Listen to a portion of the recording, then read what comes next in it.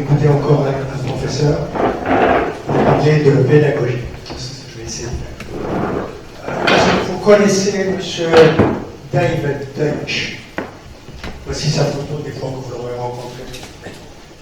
Et ce M. Deutsch, c'est l'équivalent de Yuval Noah Harari, si vous le connaissez, mais en plus intelligent. C'est pour beaucoup de gens l'homme le plus intelligent du monde, qui écrit, et qui donne des conférences, et qui une fois a dit quelque chose qui m'avait happé. Et c'est quelque part dans l'introduction à la page 7 de son livre, il introduit, il va dire ce dont il va parler. Ce que je n'ai pas fait en parenthèse, mais c'est pas grave, ça ne sera que pour 30 minutes. In this book, I argue that all progress, both theoretical and practical, has resulted from a single human activity. Et c'est pour nous tous l'essence même de notre civilisation humaine, qui est la recherche d'une réponse à une question. Et c'est ce qu'il dit en substance dans sous ce livre, que c'est la connaissance qui est l'essence même de notre existence. Si nous n'avons pas de questions à poser, il vaut mieux ne pas exister. Alors, je ne sais pas si vous connaissez cet adage, knowledge is having the right answer, intelligence is asking the right question. Je crois que c'est Einstein qui l'a dit, et même s'il ne l'a pas dit, on lui fait dire comme ça. Il est souvent sur Facebook. Tout ce qui est intelligent, c'est Einstein. Alors, on va changer les mots. Plutôt qu'answer une question, on va mettre ça en français, réponse et question. Et c'est effectivement 2 des 4 mots-clés de ma présentation aujourd'hui. Question, réponse, vérité et mensonge. Alors les questions, il y en a de moins en moins dans le temps. L'être humain a de moins en moins de questions aujourd'hui qu'il en avait lorsqu'il est descendu de l'arbre, et heureusement. Et évidemment, grâce à la technologie d'abord et à la science ensuite, dans cet ordre-là, les réponses ne s'étaient pas faites attendre. Alors ce qui est magique ici, c'est que chaque fois qu'on pose une question et qu'on obtient une réponse, ces réponses-là génèrent d'autres questions. Et donc, de fait, les questions vont augmenter parce que justement, il y a eu des réponses. Alors, il y a plein de choses que nous disons autour des questions et des réponses, et du savoir, et de l'ignorance, et de la vérité, et de l'intelligence. La quête ne s'achève pas avec la réponse. Les étudiants de l'université savent ça, que le but, en fait, de la question n'est pas la réponse. Et que la réponse, c'est la malédiction de la question. Et que la question n'aime pas trop les réponses. Et parce qu'il y a des réponses, la question va générer encore d'autres questions à partir de ces réponses-là. La quête commence véritablement après la réponse. Ça vous donne à réfléchir, on va réfléchir. On doit exiger que je cherche la vérité, mais non que je la trouve, disait Diderot. Et nous allons revenir, parce que quelqu'un d'autre a dit quelque chose d'aussi profond. On nous demande de chercher, mais pas de trouver, parce que ce qu'il dit ici, c'est le voyage, en fait, et pas la destination. Parce qu'il n'y a pas de fin à savoir, il ne peut que s'élargir et croître, ce que j'avais déjà dit, je me répète, c'est en trouvant des réponses qu'on se rend compte de l'étendue de notre ignorance. Plus on sait, et plus on se rend compte combien on ne sait pas.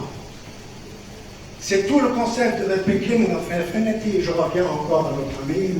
Deutsch. Et ce que nous voyons, c'est qu'heureusement, les réponses, c'est le fait des humains. Jusqu'à maintenant, c'est les humains qui avaient généré la technologie. Des fois par hasard, on appelle ça serendipité, des fois par imagination, parfois on appelle ça l'innovation. Mais bref, c'est l'humain qui accouche de la technologie, qui, elle, donne naissance à la science. Alors, jusque-là, c'est les humains, et puis tout d'un coup, ça a changé. Une partie de ces réponses, maintenant, appartient à la Chine. Depuis l'avènement de l'informatique, on parle de bases de données, des requêtes de bases de données, on questionne les bases de données, et la plupart des réponses, nous les avons mises dans ces machines et sous forme de fichiers, sous forme de mémoire, sous forme d'autres documents. Et en fait, c'est de plus en plus le cas. Il y a de plus en plus de réponses que nous sommes en train de mettre dans les machines. Nous appelons cela automatisation, sous forme de base de données. Et d'aucuns vont croire qu'en fait, la machine est une forme d'intelligence. Déjà, dans les années 50, les gens commençaient à avoir peur. Est-ce que la machine qui a notre mémoire va un jour usurper notre intelligence aussi? Alors, bientôt ce sera tout ça. Peut-être il y a des pessimistes, comme moi, qui pensent qu'en fait le cerveau va s'en aller, s'amoindrir, parce qu'il y aura moins de choses à mettre, donc il s'appelle plus de choses à mettre dans les machines. Je ne sais pas si c'est une bonne nouvelle. Alors, update 1, bientôt les réponses nous apparaîtront. Nous n'aurons plus de réponses. Nous aurons des questions et nous reposerons toujours sur l'ordinateur du son de nous donner ces réponses. Update 2, les machines ne sont pas encore capables de poser des questions. J'en ai pas vu encore de machines qui posent des questions. C'est une bonne nouvelle, oui, parce que les questions, si les réponses ne nous appartiennent plus, eh ben, au moins que les questions Sauf le problème, c'est que les humains ne savent plus poser des questions. Pourquoi? Parce que pédagogiquement parlant, moi je dirais, nous avons appris aux étudiants à répondre aux questions à l'examen et non pas à poser. Alors comment préparer les gens au siècle prochain, où le temps appartient aux questions, et nous ne permettons pas aux étudiants de poser des questions, nous leur disons, est-ce qu'il y a des questions au moment où ça a sonné? Imaginez ça. Alors, nous apprenons maintenant, on va nous apprendre à poser des questions. Parce que nous n'allons plus les poser aux humains, aux étudiants. Nous allons les poser aux machines. Alors, il y a des livres comme celui-là. Même une science qui va apprendre à l'humain à parler le langage de la machine. Vous voyez où nous en sommes?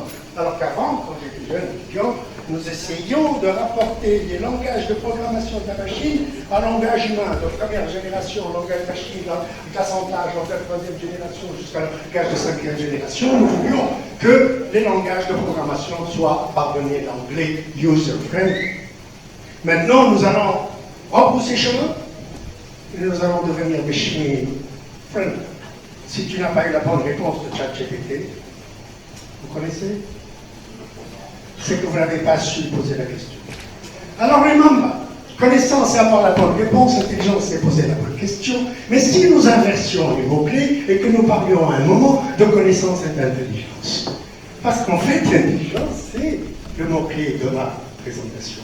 Vous parlez d'intelligence et de la vérité. Alors, avant, l'étudiant, il avait un professeur, comme si l'autre lui disait tout à l'heure,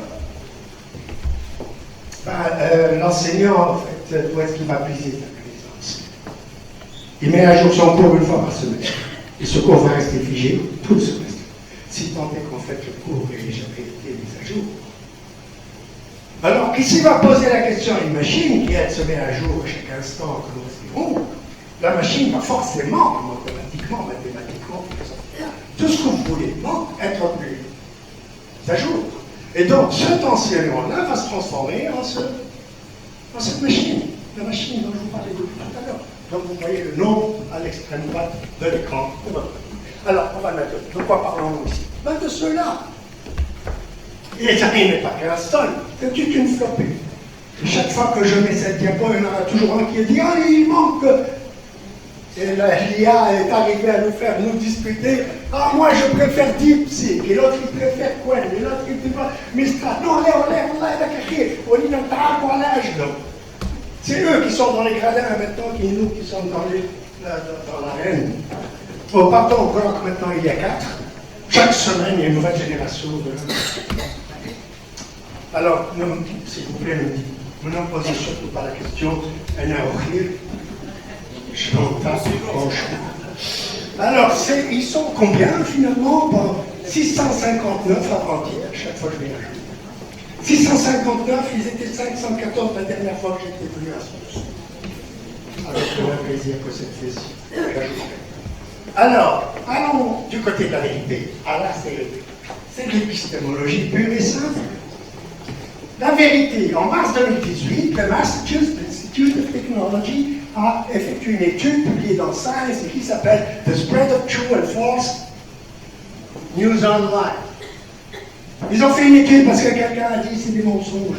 Alors ils ont dit, ils n'aiment pas la technologie, alors donc la technologie ne ment pas. La technologie c'est le nouveau, comme dirait M. Michel Serres, c'est un demi. Alors, the fake news, c'est répondre 6 fois plus vite. Sur l'Internet, là on parle de 2018, 6 fois plus vite. Pourquoi est-ce que les mauvaises nouvelles sont-elles plus rapides à être diffusées que les bonnes? Parce que nous héritons ça de la savane, et vous, nous descendons de l'arbre. Et l'homme, si tant est qu'en fait c'en était un, faisait plus attention au danger comme aux nouvelles. Quand il y a une odeur de tigre, il est plus, le jeune Neil qu'il avait été plus affûté pour sentir le danger que pour sentir la bonne nouvelle. C'est plus ça. Et jusqu'à maintenant, c'est les mauvaises nouvelles qui circulent plus vite, et si vous voulez avoir l'attention, mentez. Fake news. Alors, qui est-ce qui a inventé ce terme-là? J'ai cherché, ça date du 19e siècle, 1890, mais c'est monsieur, comment il s'appelle, le président des États-Unis, j'ai toujours son nom. Combien de fois parle-t-on de ce titre? C'est lui qui, en 2016, dans son premier mandat, a commencé à parler de fake news pour qualifier les informations de l'UPS par. Ah oui, c'est ça. C'est long, comité, c'est pas fake news, deepfake, disinformation, canular, falsification, contrefaçon, hallucination, confabulation. Mais combien y a-t-il de mots pour une chose si simple? Si simple, elle est. 2025, mars cette année. Puis à partir de maintenant, je parlerai de cette année. AI search has a citation problem. Pour les étudiants qui sont en train de nous balancer de ChatGPT, nous savons que vous le faites. Faites-le.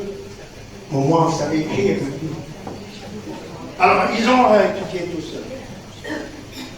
Les plus populaires, ils se sont rendus compte que they are confidently wrong. C'est-à-dire, ils mentent avec confiance. Et avec quelle pédanterie ils vous déballent leurs réponses. D'une manière très convaincante, scientifique. Les étudiants qui ne savent pas mieux, et nous aussi d'ailleurs, c'est un peu moins grave chez nous, nous pouvons vérifier, nous savons où. AI search answers are confidently wrong, même more than half the time. Quelqu'un qui ment 50 fois, il ment. Alors, AI search engines are confidently wrong, over 60%, c'est pas more than half. C'est pire dans certains cas. Alors, il y a Grok qu'il ne faut vraiment pas utiliser, il paraît qu'il ment 94% du temps, quand il doit citer des sources, pas pour n'importe quelle question du genre. Qu'est-ce que je vais cuisiner aujourd'hui, ou comment expliques-tu le rêve que je viens d'avoir? Parce qu'ils croyaient bien, ce sont le genre de choses qu'on leur donne. Voilà, nos amis, certains, tout ce qu'ils font, c'est tendre la réalité. Et c'est ce que nous devons enseigner à nos étudiants. À ne pas croire ce qu'on leur raconte d'une manière générale, et on a maintenant nous avons l'occasion de le faire. La particularité de l'IA, ce n'est pas qu'elle vous donne la vérité, elle vous donne le plus vraisemblable. Si vous regardez les équations à l'intérieur des réseaux de neurones, vous allez comprendre. C'est une question de probabilité, pas de vérité. Est-ce que c'est assez vraisemblable? Oui, bon, alors on balance. Et si tu lui dis, tu mens, il te dit oui, désolé. Même quand il dit la vérité. Alors pourquoi est-ce qu'il ment? Je vais vous renvoyer un autre article qui est sorti il n'y a pas longtemps. C'est fou le nombre de choses qui se sont déroulées alors même que je préparais cette présentation. Il y a 2 mois que je travaille dessus. Et à chaque fois, je le dois refaire parce qu'il me sort un article ou une revue ou un magazine qui va parler d'exactement la même chose que nous sommes dans l'air du temps. Et ça, c'est des gens de OpenAI qui l'ont publié, 3 sur 4, les auteurs d'OpenAI. Ils ont cherché pourquoi. Est-ce que les LLM mentent ou hallucinent, comme ils disent? Why language models hallucinate? Je vais vous envoyer le livre, la référence est là, vous aurez mon email tout à l'heure. Des fois que, de toute façon, vous allez à Archive, vous allez trouver, c'est plus facile de trouver ce genre de choses. Pourquoi ils mentent? Ils sont rendus compte qu'en fait, que OpenAI ont gaffé et que les autres, les imitants, les vous ont gaffé tout à l'heure. Ils ont dit, mais en fait, nous avons projeté notre comportement d'étudiants sur les élèves. Les étudiants, et ça c'est le malheur de ma vie, les étudiants, on leur a appris à mentir dès le secondaire. Le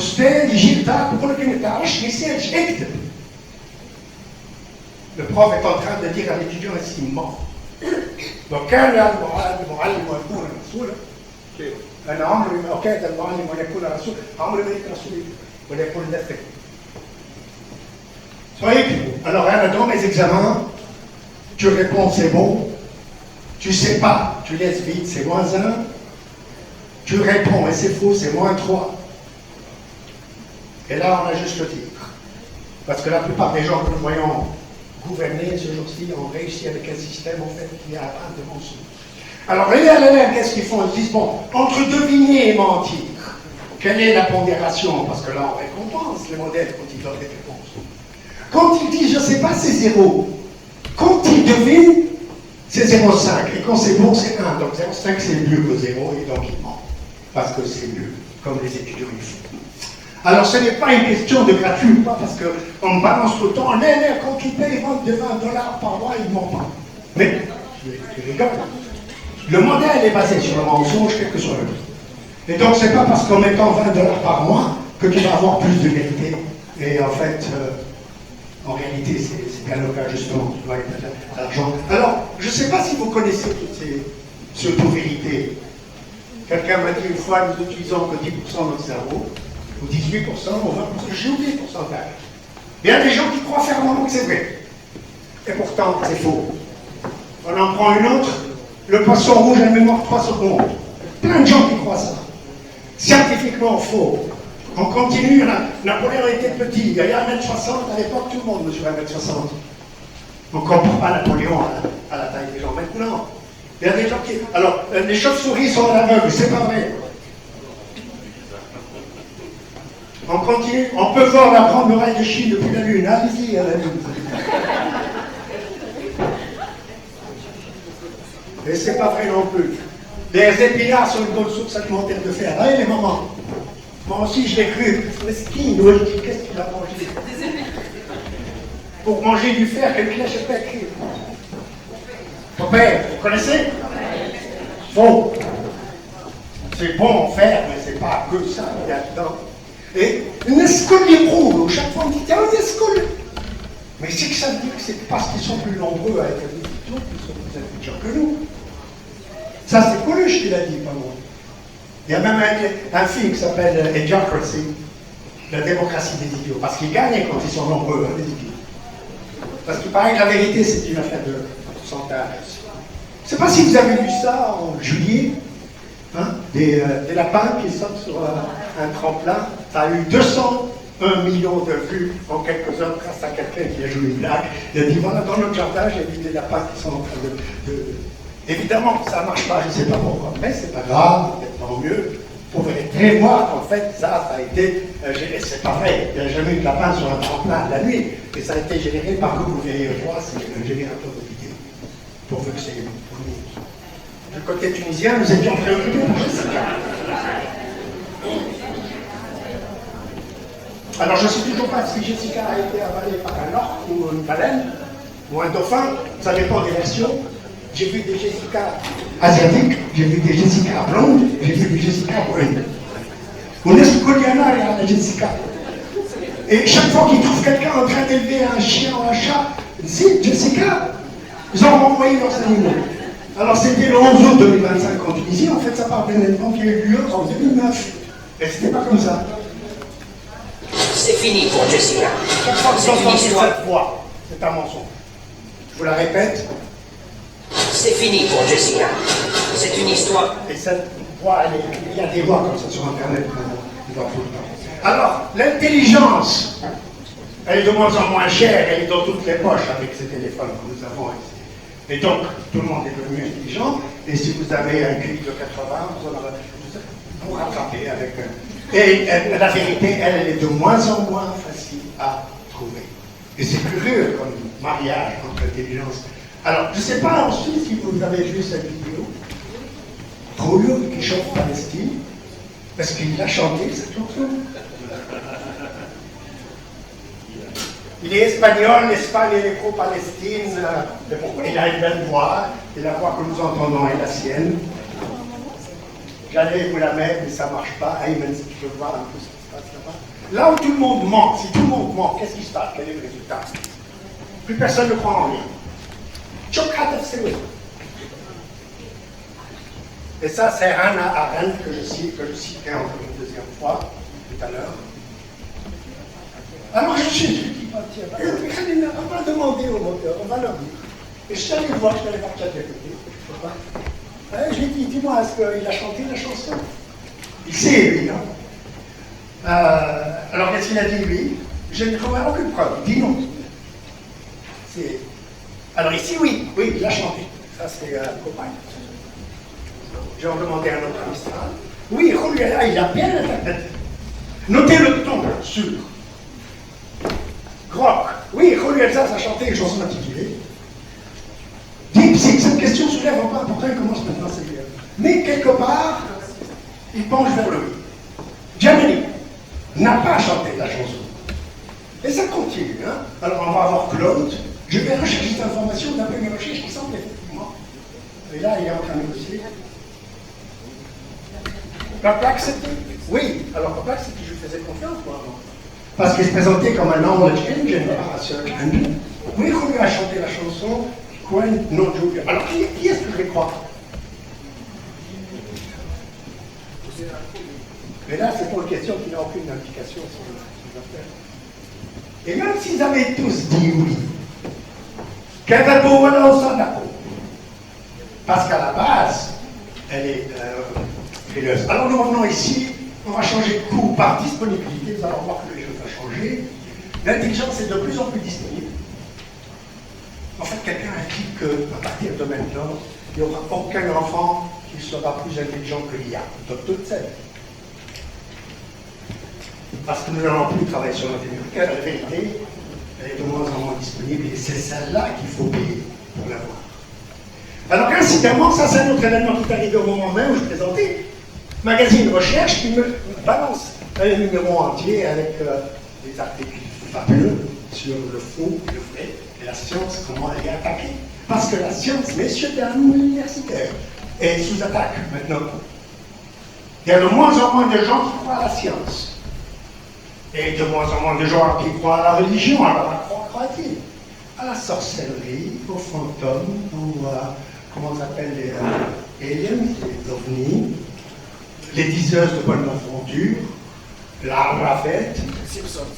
Et tu comprends l'évolution d'une société lorsqu'en Tunisie, il y a quelques jours, on annonce à la radio, feu de l'Akhbar, la mort d'un Araf.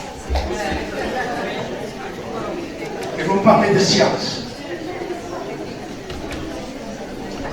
Pourtant, nous trouvons des bannières telles que ça, Veritas. Quelqu'un dira in vino veritas, il dira merci Nostradamus. Un autre Araf. Ça, c'est le blason de Harvard University, nos collègues. Vous connaissez ce type-là, je préfère vraiment avoir le son, c'est très important. Est-ce que vous connaissez monsieur? C'est monsieur dont on arrive à peine à voir les yeux, c'est pour visage, mais qui a fait un discours il n'y a pas longtemps, en 2021. Si j'ai le son, ce serait fantastique. Non, c'est pas. Je l'avais dit tout à l'heure.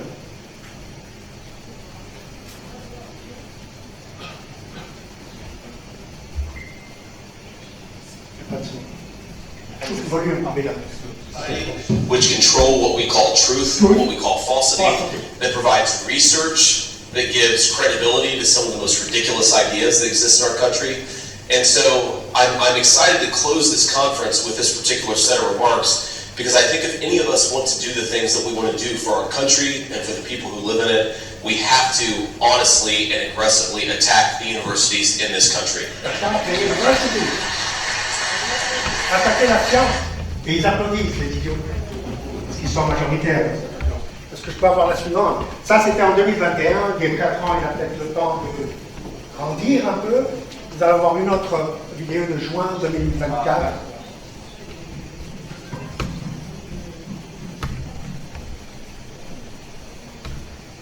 Où les termes ne sont pas plus acceptables, les faux cas. Les faux cas. And these institutions are really going to be confronted, and thanks to President Trump, have already been confronted with a choice. You can accept democratic accountability and you can reform, or you can accept that the government is not going to treat you kindly, we're not going to fund your garbage, and we're not going to support you unless you do the job the American people need you to do. Garbage. Unless you do the job the American people need you to do. Maintenant, the people will govern universities. Je ne sais pas si vous comprenez la plèbe, comme disent les Romains, va en commander les gladiateurs. La suivante, nous allons voir un Palestinien qui répond à cela. une pépite que j'ai trouvée dans un livre Theodore Adorno, 1951, nous allons essayer de la voir. Qu'est-ce qu'il dit? The conversion of all questions of truth into questions of power. Maintenant, la vérité est devenue un concept tout relatif, dépendant de qui la prononce. Et c'est celui qui a plus de pouvoir qui va nous dire que la vérité, c'est un peu comme l'histoire qui est écrite par les victorieux. Alors je vais sauter ici. Has attacked the very heart of the distinction between true and false.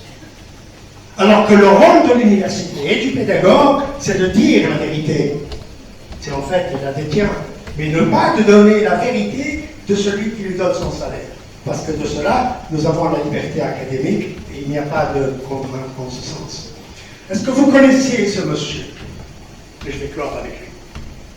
C'est M. Richard Feynman, prix Nobel de physique, un génie qui a inventé des choses qui est capable de peut-être expliquer un peu ce que c'est que le quantique. Et nous allons voir son opinion sur le fait qu'un prof connaît ou ne connaît pas la vérité, qu'est-ce qu'il faut faire dans les deux cas. J'espère que ça va fonctionner comme ça, nous continuerons sur cette base. Est-ce qu'on peut y aller directement? Answers might be wrong. I have approximate answers and possible beliefs and different degrees of certainty about different things, but not absolutely sure of anything. And then many things I don't know anything about. But I don't have to know an answer. I don't feel frightened by not knowing things. Like being lost in a mysterious universe without having any purpose, which is the way it really is as far as I can tell, possibly. It doesn't frighten me. Qu'est-ce qu'il a dit en substance? J'avais des sous-titres dans les diapos, mais apparemment. Il préfère ne pas savoir que mal savoir. Il a des connaissances, certes, et il est bien modeste de dire qu'il a aussi des incertitudes, des possibilités d'erreur, mais ça ne le dérange pas s'il ne sait pas quelque chose, s'il ne connaît pas quelque chose. Il continuera à chercher. Il n'est pas tenu de connaître la réponse, un peu comme Diderot avait dit à Angers, et c'est l'exemple que je vous donne du maître qui sait de quoi il parle. Si vous ne savez pas ce que vous dites, ne le dites pas, parce que ce que vous dites en classe va résonner dans les têtes des élèves. Je sais ce que je dis. Si après 20 ans, un étudiant qui vient me dire « Monsieur, je me rappelle, il a dit ça », chose que j'ai moi-même oubliée, ça fait peur. Et tu te dis « Mais il va le répéter à son fils, ou à sa fille, à ses enfants. » Ce que j'ai dit en classe, et chaque fois que je parle en classe, je fais attention à ce que je dis, et je prie Dieu de ne pas me tromper et de ne pas dire d'incertitude. Je vous remercie pour votre attention.